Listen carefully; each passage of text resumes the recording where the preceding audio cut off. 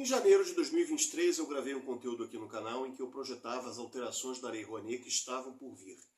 Passou um pouquinho de tempo e em 10 de abril foi publicado no Diário Oficial da União essas alterações. Conforme previsto, uma série de limites que engessavam a produção cultural foram desfeitos e outras regras foram implementadas. Vamos fazer então agora um breve resumo dessas regras. Se inscreva no canal e habilite as notificações para continuar recebendo os nossos conteúdos de produção cultural e economia criativa. Nada mudou com relação aos limites que empresas e pessoas físicas têm para renunciar em seus impostos, caso queiram participar da Lei 8.313/1991, que é o nome oficial da Lei Rouanet.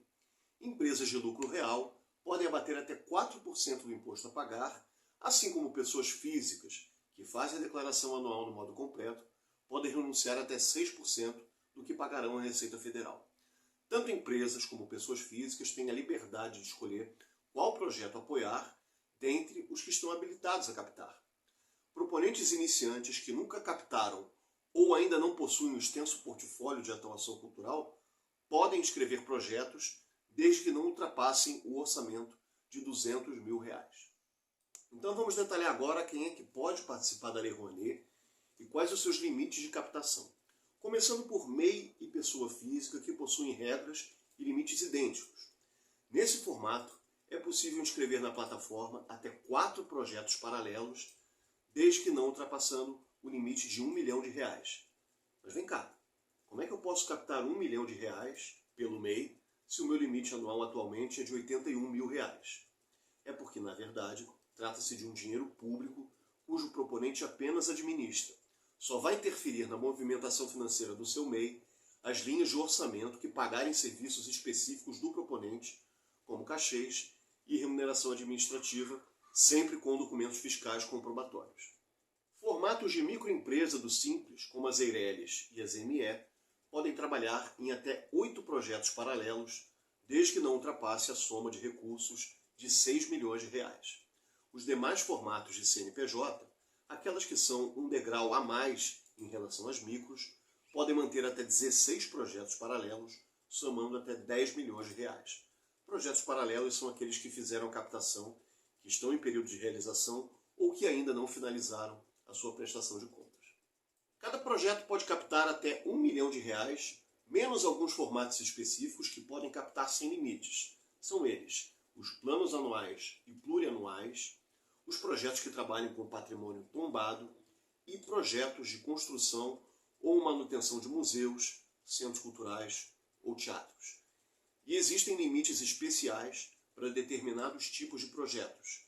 R$6 milhões de limite para ações culturais de inclusão da pessoa com deficiência, como ações educativas, prêmios e pesquisas, e eles também valem para outros tipos de ação cultural, como óperas, concertos sinfônicos e eventos literários ou de incentivo à leitura.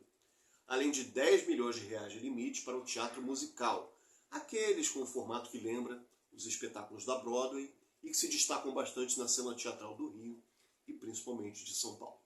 Na instrução normativa anterior, do governo anterior, os proponentes de pessoa jurídica tinham que ter uma natureza exclusivamente cultural.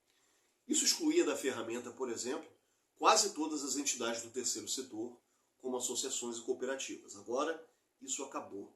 A empresa proponente pode ter outros serviços de natureza não cultural no seu alvará, desde que tenha também códigos de serviços específicos da produção cultural. Os projetos anuais e plurianuais podem realizar em paralelo outros projetos pela ferramenta, caso exista um outro patrocinador. Isso beneficia muito diretamente eventos como bienais, feiras, festivais, seminários e mostras. Falando agora sobre o orçamento do seu projeto, é importante dizer que ele permanece assim dividido: pré-produção, produção, pós-produção, recolhimentos e assessoria jurídica. Os custos administrativos e as despesas de divulgação são vinculados proporcionalmente aos valores lançados nessas 5 divisões. As despesas administrativas não podem somar mais do que 15% do orçamento e as despesas de divulgação estão limitadas a 20% do valor do orçamento. O captador, essa figura em extinção, não pode receber mais de 10% desse orçamento total. Aliás, tem um vídeo que eu gravei recentemente sobre captação, um grande gargalo do nosso trabalho, com uma série de informações úteis e sinceras para você que busca esse profissional, e o link está aqui na descrição do vídeo. Encerrando essa primeira parte, preciso dizer então que não é mais obrigatório que um contratante, que um projeto contrate um advogado. Mas, se você contratar, esse profissional vai ter que cumprir a tabela de pagamentos da OAB. Já o contador contratado, aquele profissional que vai fazer coisas chatas, como conferir se a empresa prestadora está com cadastro ativo ou se o código de serviço está correto, ele terá necessariamente que possuir o seu registro profissional, o chamado CRC.